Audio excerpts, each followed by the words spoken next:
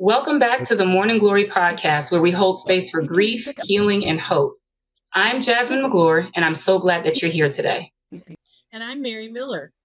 This is a place of honest conversation about loss, love, and the journey of living again after heartbreak.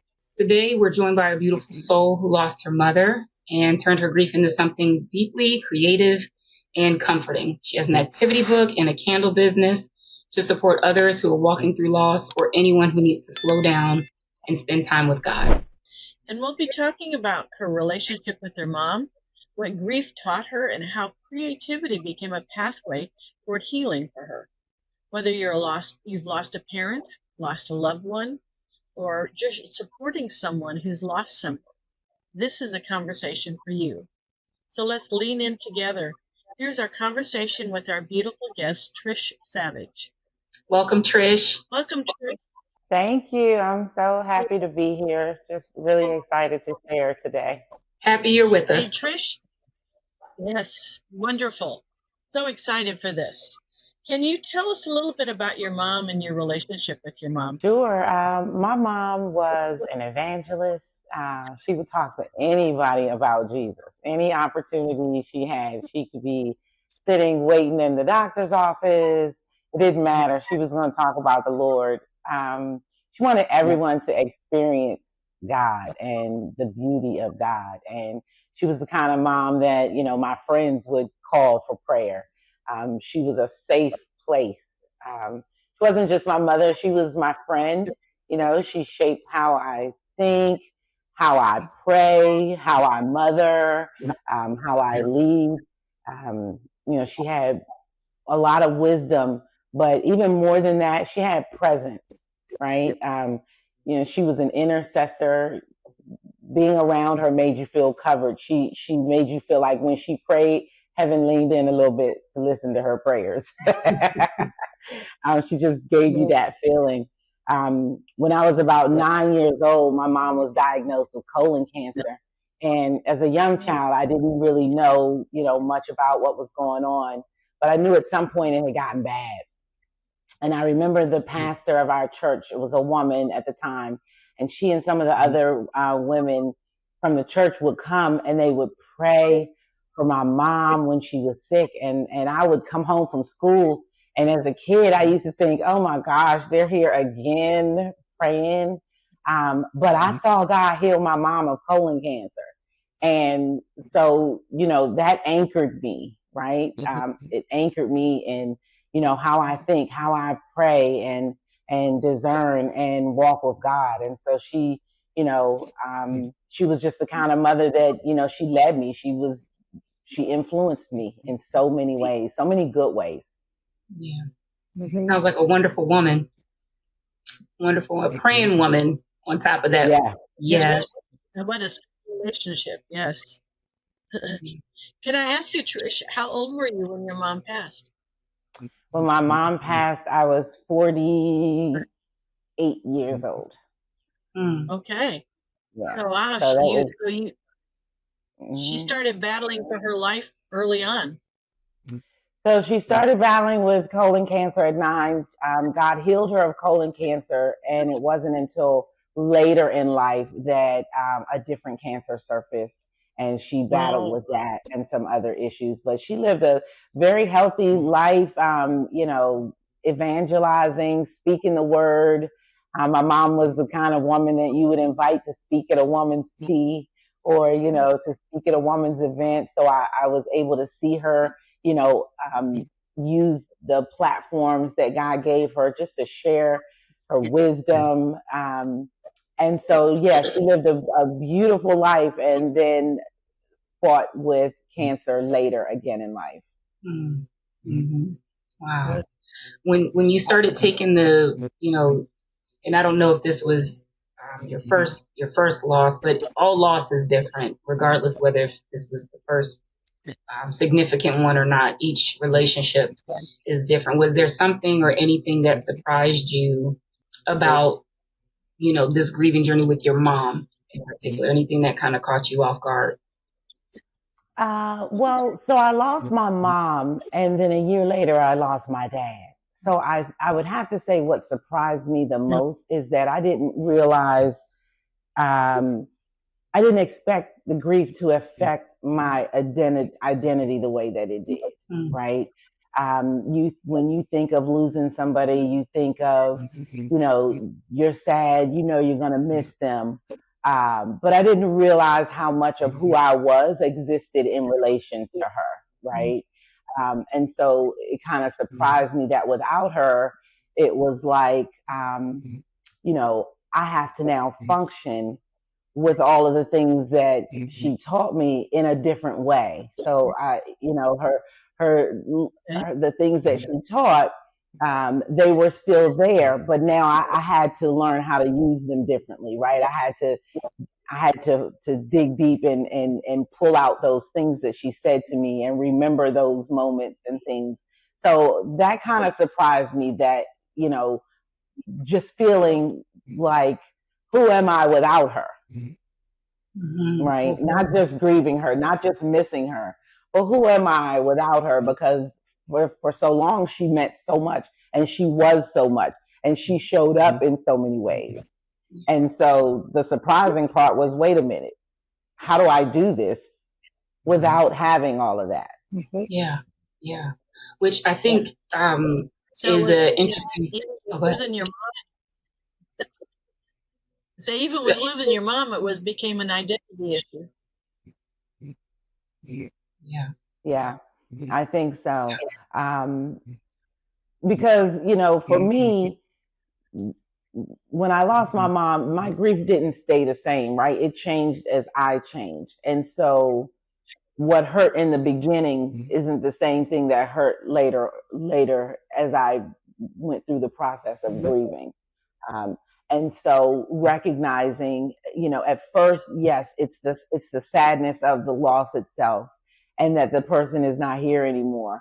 But as I started to change, um, my grief changed. I started to, recognize things that I didn't recognize before, and I was able to, honor things that I didn't necessarily see as things to honor before.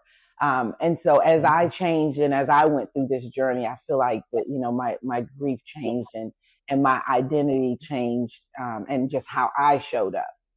Yeah. Yeah. What were one of those things, like more specifically, that you found that you were to honor, like that you might have disregarded at first, but then over time you were like, I want to honor this. What was something that comes to mind for that? Well, so for one, I'd say, my mom was someone who consistently woke up in the early morning hours to pray.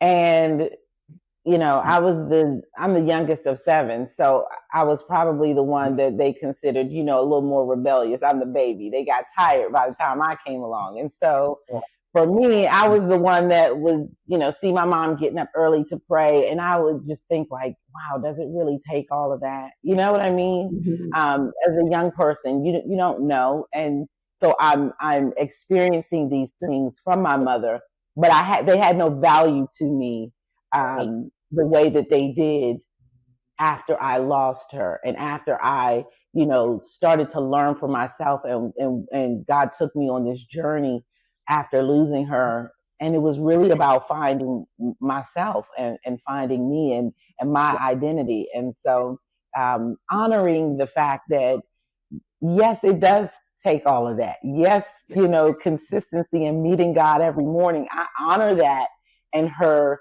displaying that for me because it gave me a drive. I started a 5 a.m. club when God took me on this journey after loss. I started a 5 a.m. club and was waking up every morning at 5 a.m. with a group of women to pray and to seek God. And had I not seen that in my mother's experience and her, showing me that, I honor that now. And I had no respect for it before as a young person. Yeah. Yeah. As kids, we don't know why our parents do what they do. And like you said, does it take, my mom used to call it, cause she would come home from work and she would close the door, or before she closed the door, she would tell us, I'm going to go spend time with the Lord. And I literally thought that God like met her in physical form when she closed that door. Like, oh snap, she's about to, like, is this like Moses on the mountain? And as I got older, I grew to value that. I remember that door being closed, and that was a signal to the rest of the house. Don't bother mom. She's with God right now. And like you said, it's those moments that you value. You don't understand it as a kid, but the old people used to say, you live long enough, you keep living, and some of these things make more sense to you, as you get older. So what a beautiful example your mom displayed that communicated to you the value and the importance of putting God first. That, Absolutely. yes. And I concur. Trish, I have a question. How did this affect you when you lived through and experienced your mom being healed when you were younger? But this time, I'm assuming you were praying for healing and she wasn't healed. How did that affect your faith?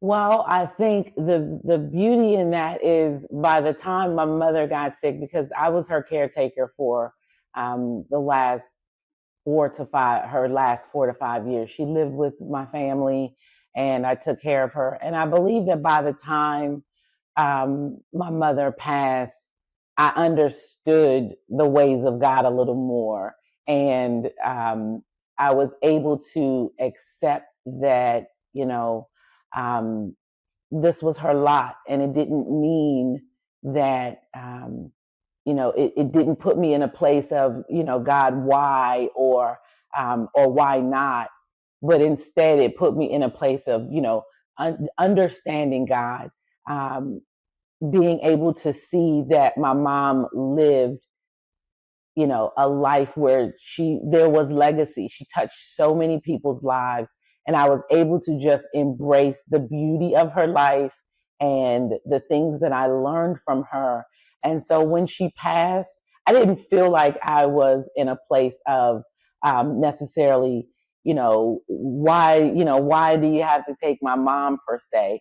But I was more in a place of, God, I understand it's time for her rest, and she'll be in a better place. And it didn't hurt so much. Yeah. So there was peace. You had a peace about it. Yeah, that I makes had a sense. peace. Mm-hmm. Yeah.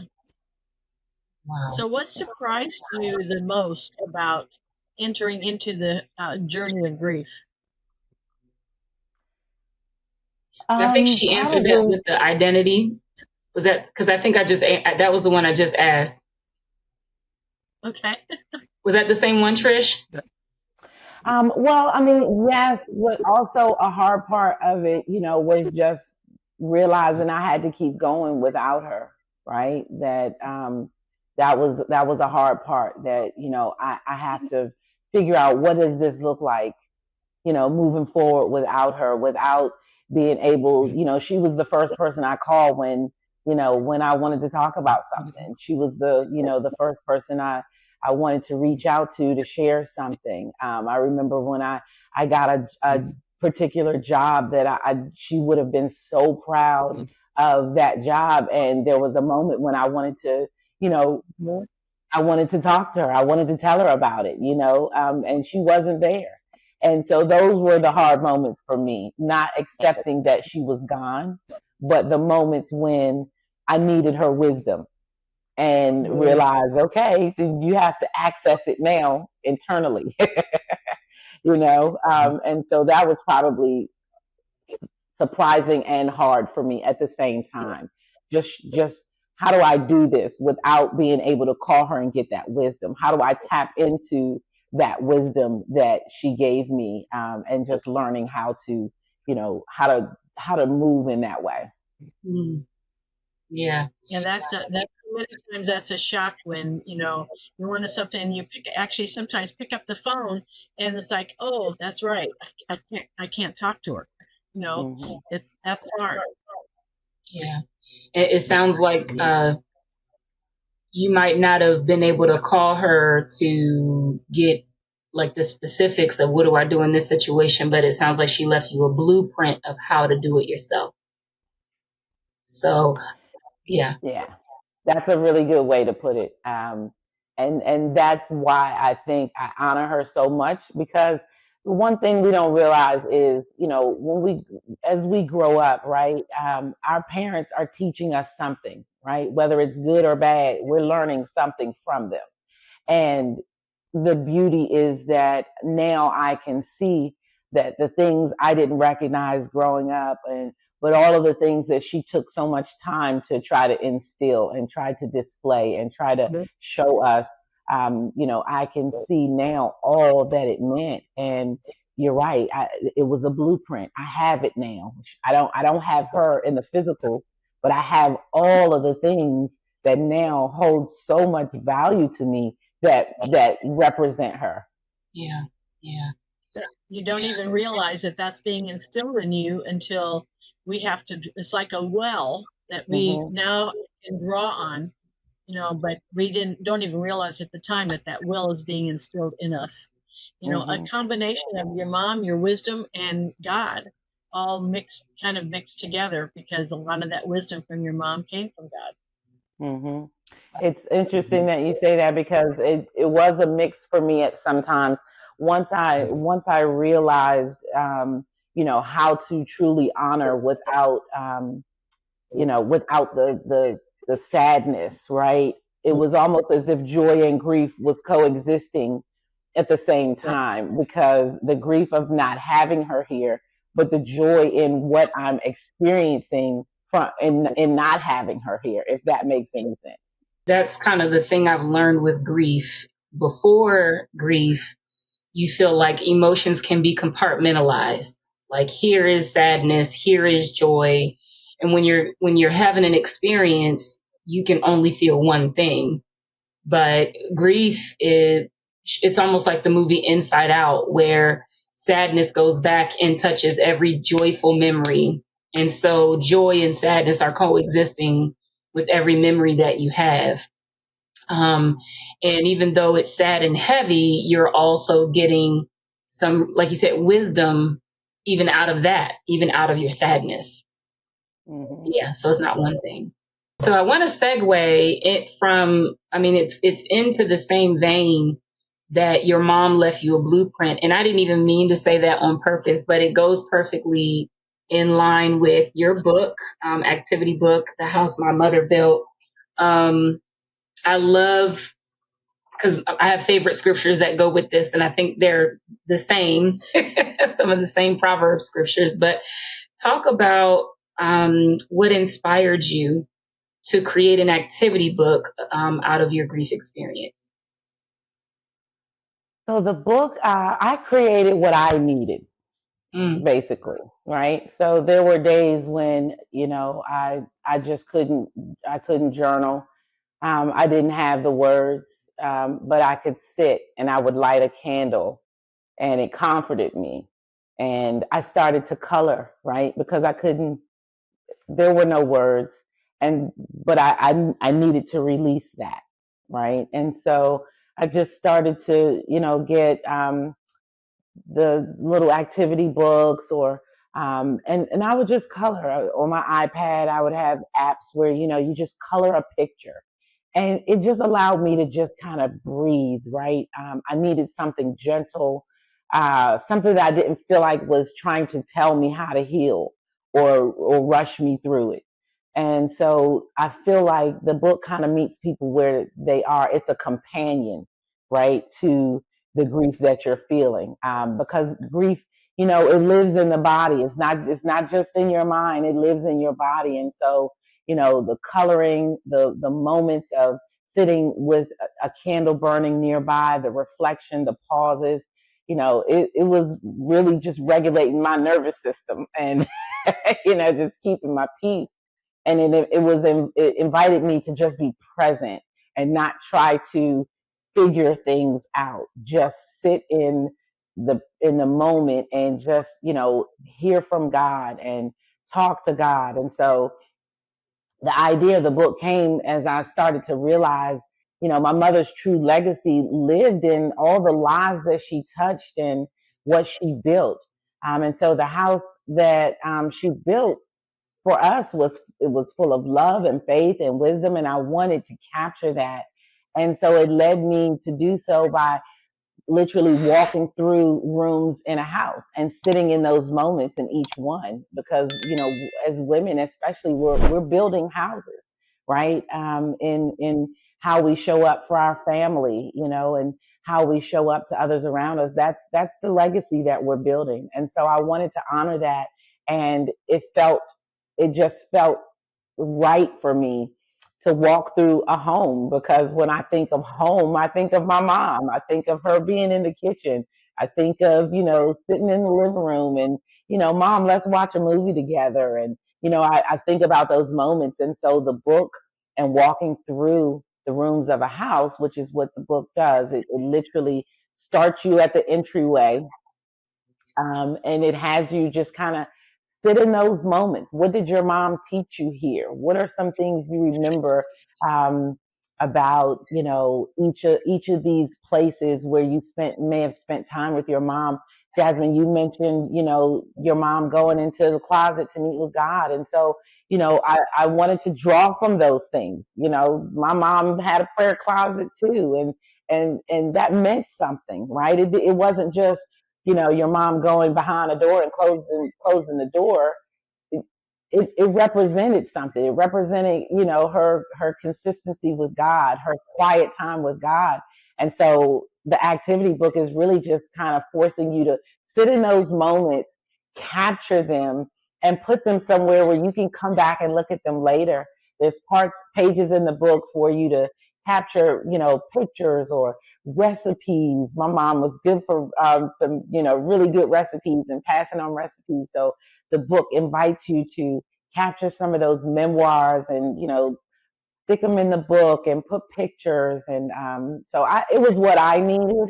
And so my prayer was just that if I needed it, there may be somebody else that needs it. And so that's where the book came from. This book is just, I love the coloring pages that you have. Um, and it's so much variety in the book. I love the creative concept of the house my mother built, coinciding with Proverbs 14:1, that a wise woman builds her home.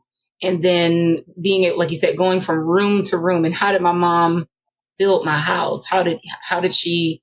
I love that metaphor. It's very poetic and deeply symbolic. I love that you have poetry in here. There's scripture verses in here.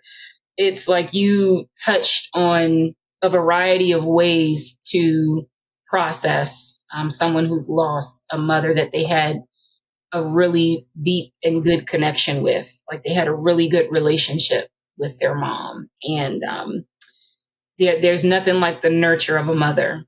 So to miss that nurturer is like, well, maybe feeling like you're missing your covering a little bit. Would that describe some of I don't, because my mom is still here, but I will say from a mother to a child, that's what you feel like you're doing as you're building your home.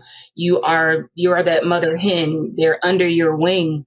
So yeah, would that describe kind of what that experience is like a chick who doesn't have that wing anymore?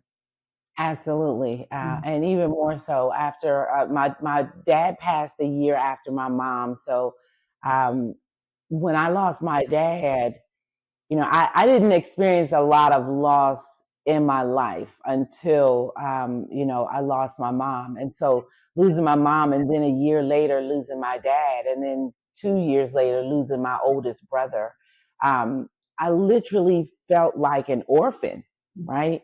It was like, wait a minute, I don't have a mom or a dad on this earth. Like, where does that leave me? Who do I belong to? For so many years, I was Dennis and Patricia's baby girl, and it hit me kind of like, who does that mean I am now? And I realized that when you're grieving a parent, it's not just about missing the person, but it's about missing the place that you belonged, right? Where you felt there was some belonging. You think about going to mom's house for this, or you going home to mom and dad's, but where was home when there's no mom and dad, Mhm. right? And so it was a sense of belonging for me that really kind of shook me. Um, and so you're right. It's like a lost chick that's, wondering, what does this mean for me? Where do I go from here? How do I exist, if I don't have, the people that brought me here, the people that have always been my covering, my safety, my protection. Who is that now? And so I just learned to lean more on God. He's going to always take your ashes and turn them into beauty. And so where I felt lost and like an orphan, God showed up for me and showed up in a way that I didn't have that sense of being an orphan or like I was missing the place where I belonged. I didn't have that feeling anymore because God truly showed me who I was in Him, as opposed to attaching it to the loss and now feeling like I didn't belong anywhere.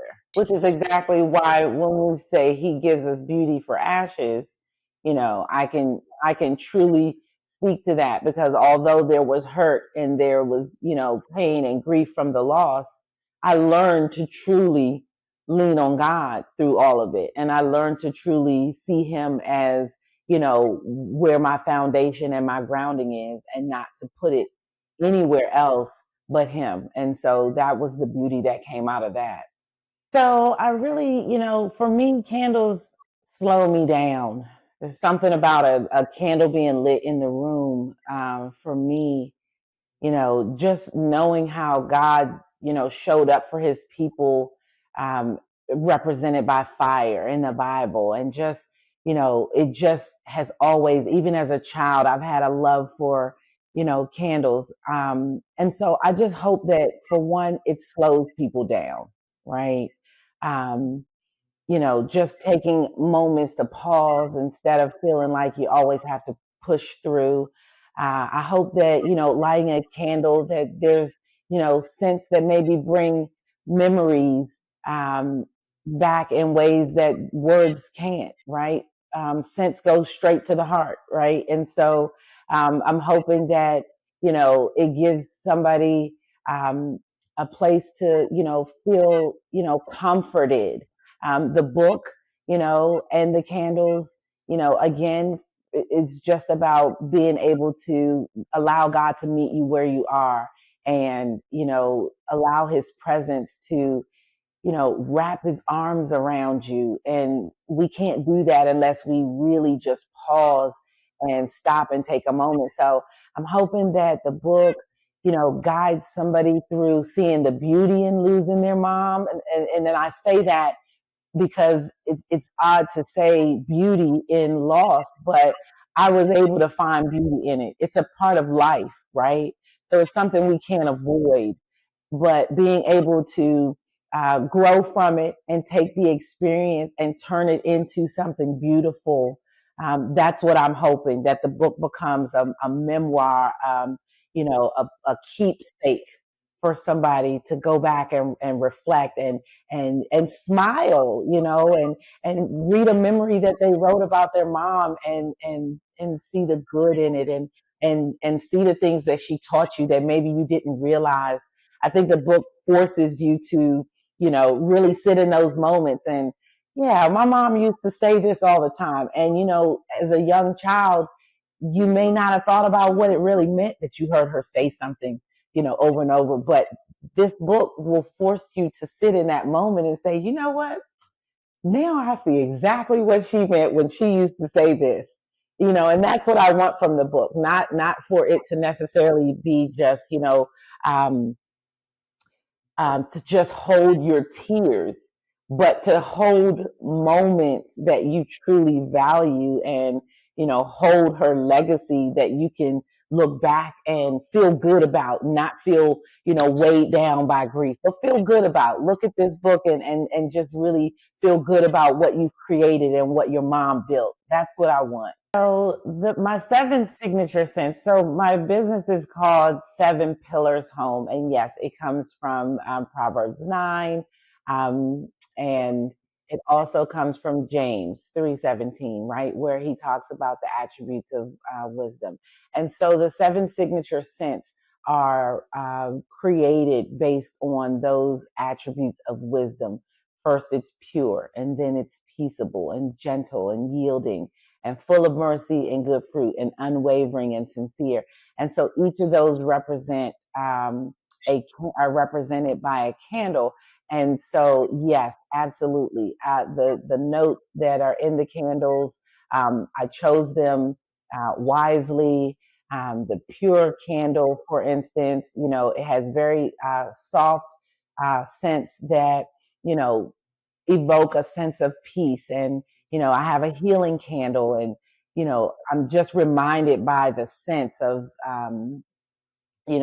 I truly feel when I light the healing candle, for instance, I feel like I can just feel healing just manifesting, as the scent, just fills the room. And so I was very intentional about, the way I chose the scents, and just kind of hearing from God and, the seven signature scents and the attributes of wisdom. And it was all just it was divinely created, Yeah, I got mine. divinely I have inspired. mine here.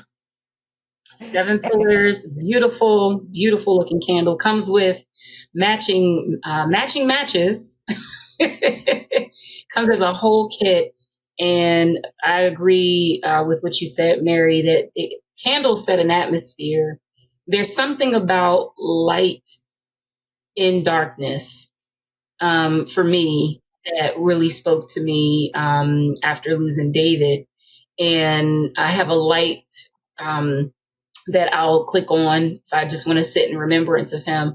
Something about looking at the moon, just the brightness of the moon among the darkness, that really speaks to me. And in the winter, I mean, when my house is nice and clean and spick and span, that final touch is to light a candle.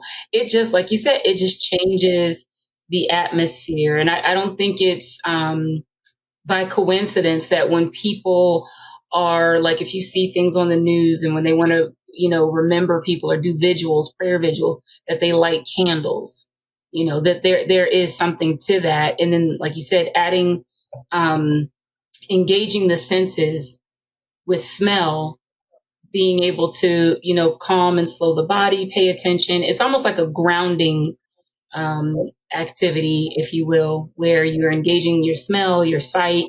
And if you have the workbook, to do the workbook alongside it, or if you're going to crochet or do a dot painting or paint, but it's like you're getting some gentle feedback into, like you said, your nervous system, that you're safe, you're okay, you're heavy, but this is a nice way to ride this wave.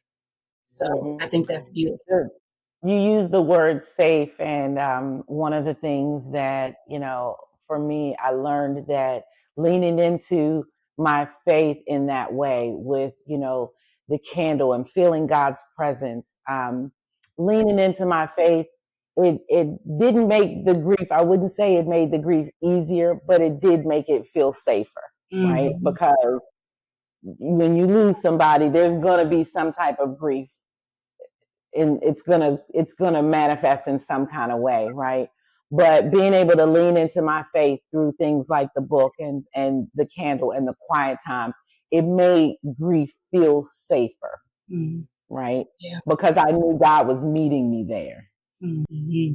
And I just want to circle back to, when you talked about identity, um, it coincides with that feeling of safety.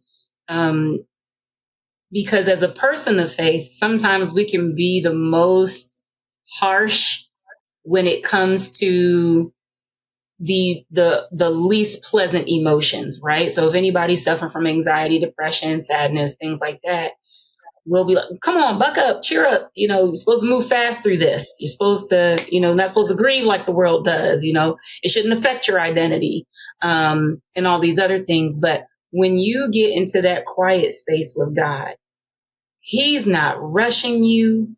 He's not mad because you're lost.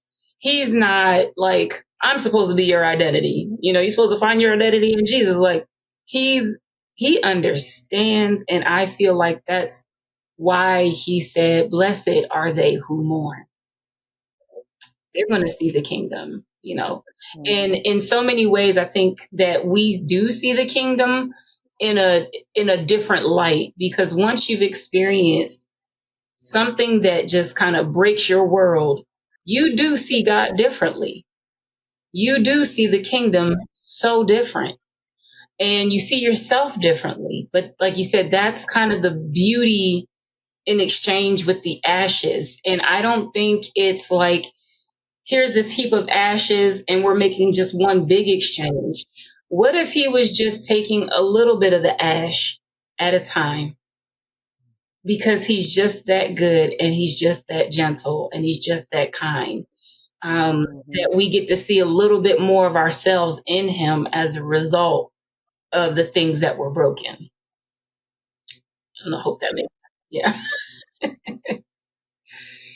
It makes perfect sense. Because when you're grieving, you feel like you're broken, right? And especially when you have outside influences telling you how you should be grieving, or you should be over this by now, or you got to move on, or you got to pick up the pieces, and everybody wants to tell you how to do this. Um, but just giving yourself grace, for one, because you're not broken. It just means that you've got all this love that you gave to a person who was physically here, and now you're trying to figure out what to do with all that love. And the way it comes out is through sadness sometimes, and through tears. And so you're not broken, you're just going through a journey in life.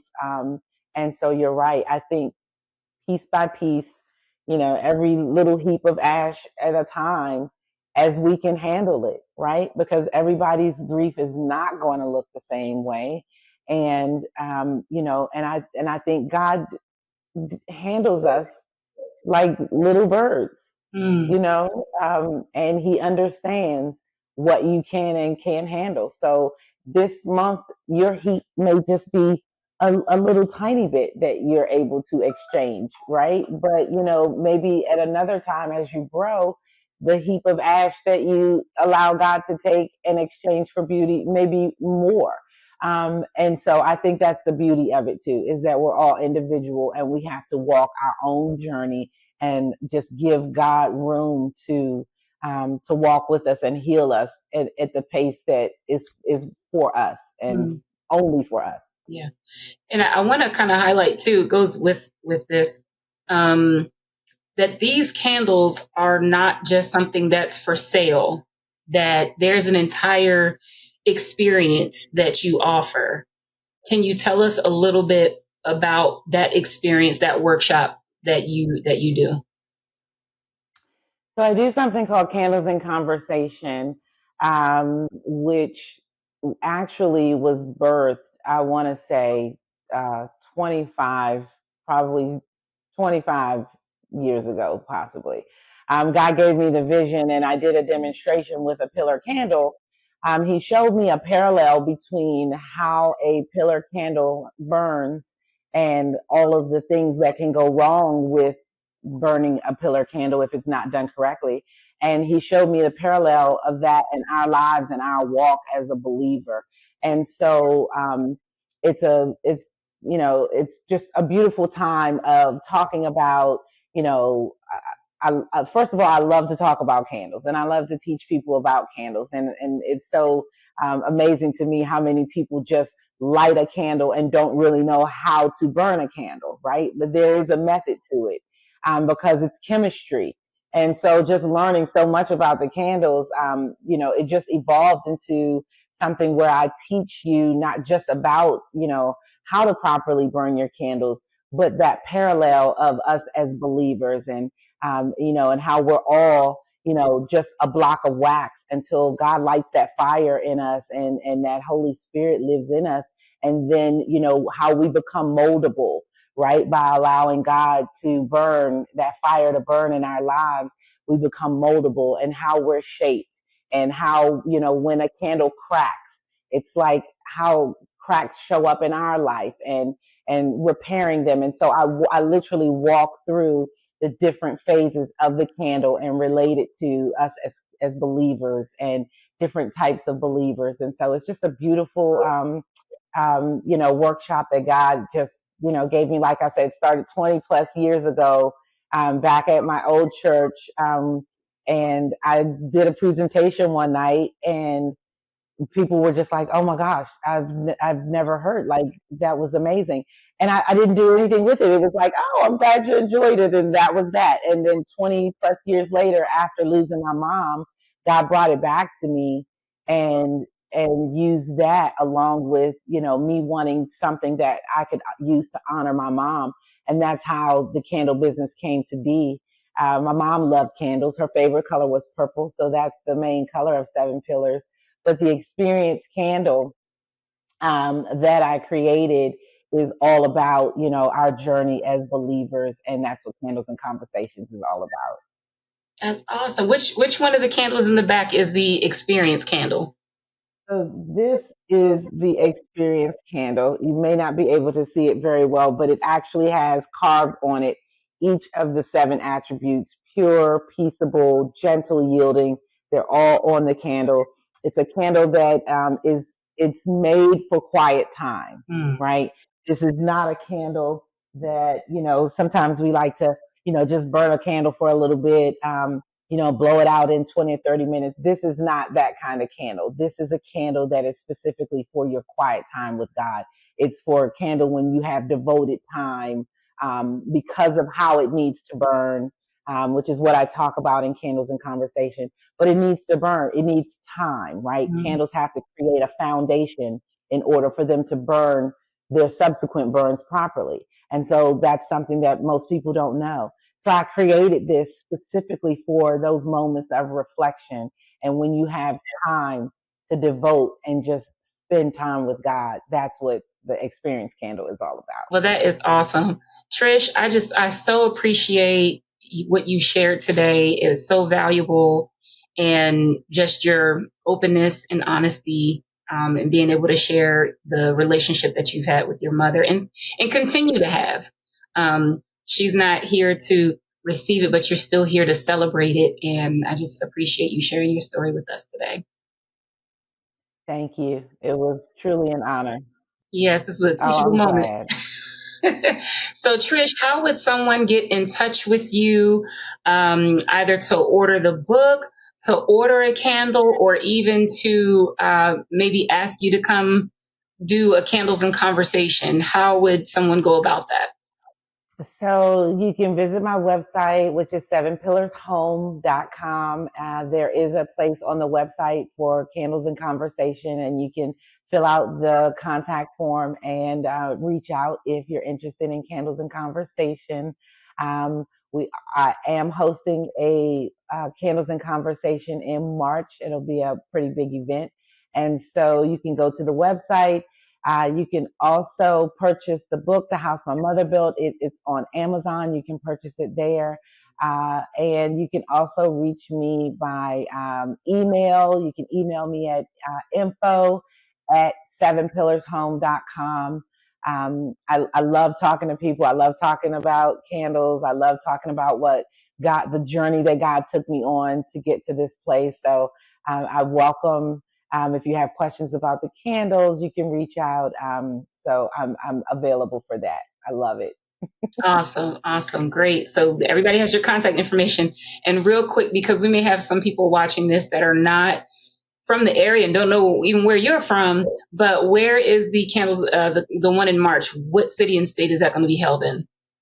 That's going to be held in Brooklyn Park, Maryland, near our church, Discover Church. Our church home is in Brooklyn Park, Maryland. And so it will be at the Chesapeake Arts Theater in Brooklyn Park, Maryland. So I'm looking forward to that. And I will have a link on the website once registration for the event is open.